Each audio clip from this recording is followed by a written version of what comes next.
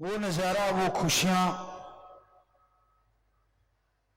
जिससे इंसान को लगे कि वो उड़ रहा है, जिससे इंसान को लगे कि वो यहां पे आया तो जिंदगी सफल हो गई, ऐसी खुशियां जिसकी इंसान कल्पना करता रहता है, लज्जत अनुभव जिसके लिए इंसान तड़पता रहता है, व्याकुल रहता है, ऐसी इज्जत, ऐसी शोहरत जिसको पाने के लिए इंसान ललायत रहता है, ऐसी बरकतें जिसकी सपनों में सोच रहती है, ऐसी तंदुरुस्ती जिसकी कामना हर कोई करता है। अगर ये सारी चीजें एक ही बात से मिल जाएं तो एक बात है, राम का नाम, अल्लाह वाहिगुरु की याद, गॉड की प्रेज। सच्ची श्रद्धा भावना तड़प से अगर आप मालिक के नाम का जाप करते हैं, उसकी भक्ति इबादत करते हैं, तो यकीनन ये तमाम खुशियां, तमाम दया में रहमत आप पे बरस सकती है। तो उसकी दया में रहमत को हासिल करने के लिए, कामयाबी के लिए आप राम का नाम जपें, और ये रामबाण है। बहुत बड़ी बात कही जाती है, इंद्रजीत जो रावण का बेटा था, लक्ष्मण से युद्ध हो रहा था,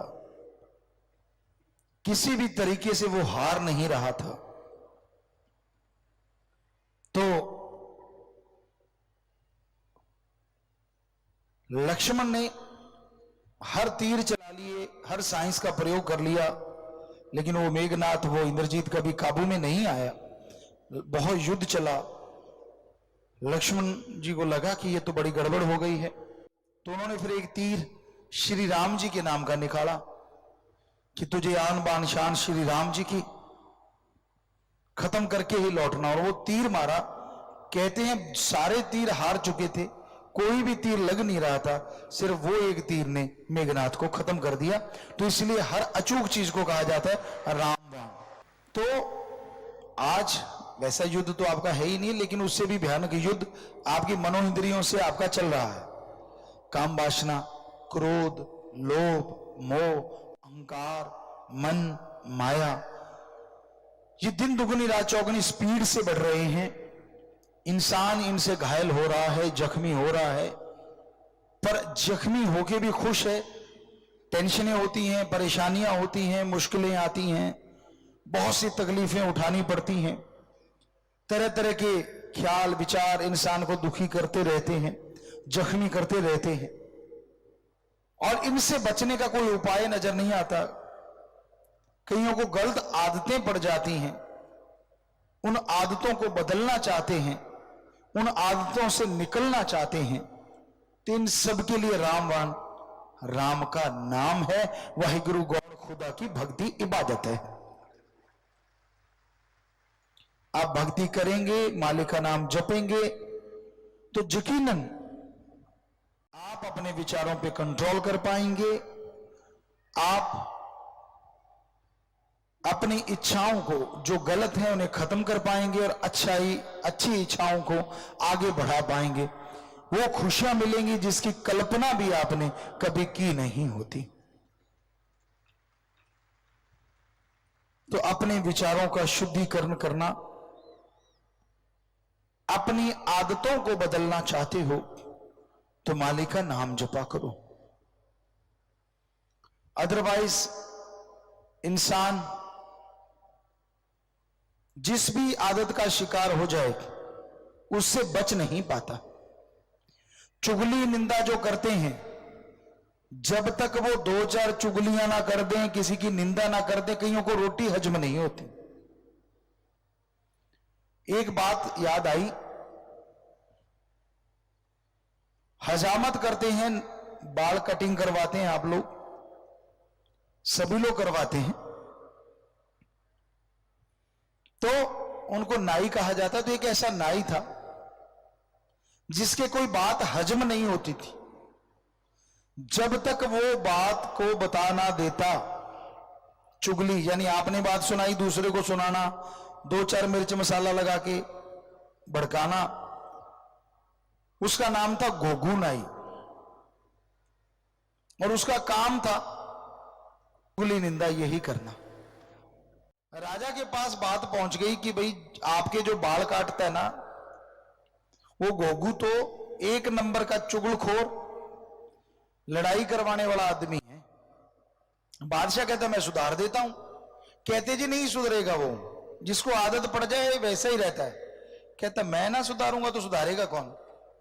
राजा ने उसको बुलाया, थोड़ी सी टोपी सी ले रखी थी, कहता कटिंग कर दे। घोघू से रहा नहीं गया, कहता बादशाह सलामत, कटिंग तो मैं कर देता हूं, पर ये आपने ऊपर थोड़ा सा कपड़ा ये क्यों ढक रखा है। कहते घोघू बड़ी गड़बड़ होगी। कहते नहीं जी बताओ तो सही। कहते मेरे यहां सींग निकल आए, अगर किसी को बता दिया तूने समेत बच्चे कोहलू में पिड़वा दूंगा। घोघू को तो वहीं अफारा चढ़ना शुरू हो गया। जैसे तैसे कटिंग की, अब दुकान पे गया, जो भी आए उसको बताने लगे राजा सामने आ जाए, सारे बच्चे कोल्लू में पिट रहे हैं, बहुत अच्छा है, बात बदल दिया करे। लोग सोचा करें यार ये कुछ सुनाता ही नहीं। एक दिन गुजरा, उसकी तो रोटी छूट गई। 2 दिन गुजरे, 4 दिन गुजरे, रोटी छोड़ दी, बुरा हाल, क्योंकि उसको तो रोटी हजमानी बंद हो गई। उसके घर वाले कहती गड़बड़ तो कोई है, तू मुझे बता दे चक्कर क्या है। कहता नहीं बता सकता, चक्कर तो है पर बता नहीं सकता, चक्कर यही है। वो कहती भले मानस, मुझे नहीं बता सकता तो आदमी किसी दीवार को बता दे, पेड़ पौधे को बता दे। कहता तू पहले क्यों नहीं बोली। कहती पहले आपने कौन सा बताया था। अब घुघू नाई भागा खेत में। खेत में एक बन का पेड़ था जो खोखला होता है अंदर से कई बार, उसके अंदर गया, इधर उधर देखा, दूर दूर तक कोई नहीं।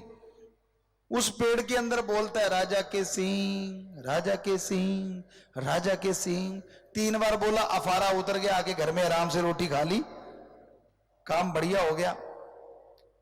कहते महीने 2 महीने गुजरे, राजा के यहां कोई सारंगी बजाने वाला आया। तो सारंगी बजाने वाला आया और जैसे ही राजा के सामने सारंगी बजाने लगा, उसने गज मारा तो सारंगी से आवाज आई राजा के सिंह। राजा कहते हैं ये क्या है। राजा समझ गया, कहते बुलाओ घोघू को। घोघू को बुलाया, कहते तूने किसी को बताया। कहता ना जी, मरना है क्या, मैंने बच्चे मरवाने हैं। कहते बजा भी सारंगी या जो भी साज। वो साज बजा, जैसे गज मारा राजा के सिंह। कहते बोल ये क्या बोल रही है। कहता जी माफ कर दो, चाहे मुझे मार दो, बच्चों को कुछ ना कहना। कहता बता। नहीं मारूंगा, बता तो सही क्या हुआ। पता करवाया गया कि घोघू ने जिस बन की लकड़ी के अंदर अपनी आवाज दी थी, उसी लकड़ी से वो साज बना था और उसी लकड़ी में वो आवाज आ रही थी, राजा के सिंह, राजा के सिंह। तो कई तो घोघू नाई होते हैं, कोई बात हजम नहीं होती। चुगली जब तक वो एक दूसरे को लड़ा ना दे उनको मजा ही नहीं आता। वो सुखी देख ही नहीं सकते किसी को। बहनों का तो खैर नंबर है, आजकल भाई भी नेक टू नेक मुकाबले में है। इकल्ले बैठेंगे, आपने देख लेना, ना राम नाम की बात, ना कोई अच्छी बात, ना भले की बात, वहां गप शप। फला आदमी कैसा, कोई सामने से गुजर गया ना, हम देखा करते थे, वहां ताश बहुत खेलते थे, बुजुर्ग वगैरह या और भी बैठे ताश खेलते, और बस जो सामने से गुजर गया फिर उसका अगला पिछला सब, हाँ देखिए मैं जानता हूं इसको, ये जवानी में ऐसा था, फलाना ऐसा था, ये वो था, ये फला था। ये तेरी क्या दाल खा गया जो उसकी बेईमानी कर रहा है, उसकी निंदा कर रहा है। हटते नहीं, बस आदत बन गई है लोगों को चुगली निंदा करने की। रोटी हजम नहीं होती, कोई रोटी खा के जाएंगे निंदा करने, सच में हजम नहीं होती। बहने बहने बैठेंगी रोटी राटी खा के, कई तो रोटी खाते खाते प्रोग्राम स्टार्ट हो जाता है। तो जानती है आज ऐसे हुआ, चटकारे ले लेके, दूसरा सामने वाला उससे ज्यादा चटकार हुआ तो अच्छा, ऐसे लगता है उसके मुंह में रसगुल्ले आ गए 5-7। वो सुनाता है फुला के ये हुआ वो हुआ वो, वरना वो चुप हो जाए, लेकिन सामने वाला चुप नहीं, अच्छा, वो फिर शुरू हो जाता ताड़ ताड़ ताड़ ताड़, क्योंकि वो ऐसी पंपिंग करता है कि सामने वाले को लगता है आज मेरे जैसा न्यूज चैनल दुनिया में दूसरा है ही नहीं। तो हर कोई न्यूज चैनल बना घूम रहा है बिना वजह, इतने गप, इतनी चुगली, निंदा। एक तो आपका टाइम बर्बाद, और एक वेदों शास्त्रों में लिखा है जब आदमी दूसरे की निंदा करता है ना, जिसकी निंदा कर रहा है उसका तो कुछ होता नहीं, और जो कर रहा है उसके पास कुछ रहता नहीं। ये लिखा हुआ है, निंदा भली किसी की नाही, मनमुख मुग्ध करन, मुंह काले तिन निंद का नरके कोहर पवन, पर निंदा 100 गौ घात समाना, कि पराई निंदा करते हो 100 गौ का घात करने के बराबर है, यह रामायण में लिखा हुआ है। कई बच्चे अपने मां बाप की निंदा करते हैं, बुरा ना मानना। अगर आप अपने मां बाप की निंदा करते हो तो आप कैसे अच्छे हो सकते हो? आपके अंदर भी तो उन्हीं का खून है। ठीक है, आपके बाप आपकी माता अगर कोई गलत रास्ते पे चले तो उनको समझाओ, उनके गीत निंदा के गाते ना फिरो, वरना लोग आपको भी बुरी निगाह से देखने लग जाएंगे। तो इसलिए धर्मों में लिखा है कि भाई निंदा कभी किसी की करो ना, और कभी किसी को कुछ गलत कह के मालिक के दर से दूर करो ना, वरना आपका हाल ऐसा होगा धोबी का कुत्ता घर का ना घाट का। अच्छा हो आप किसी को जोड़ो, चाहे उसके लिए कुछ कभी झूठ भी बोलना पड़ गया, राम से किसी को जोड़ दिया तो यकीन मानो उसकी खुशियां हाथों हाथ आपके नहीं आपके परिवार की झोलियों में भी जरूर जाएंगी। धन धन सतगुरु तेरा ही आशा। सभी साध संगत जी से निवेदन है कि मेरा चैनल जरूर सब्सक्राइब करें जी। धन धन सतगुरु तेरा ही आसरा।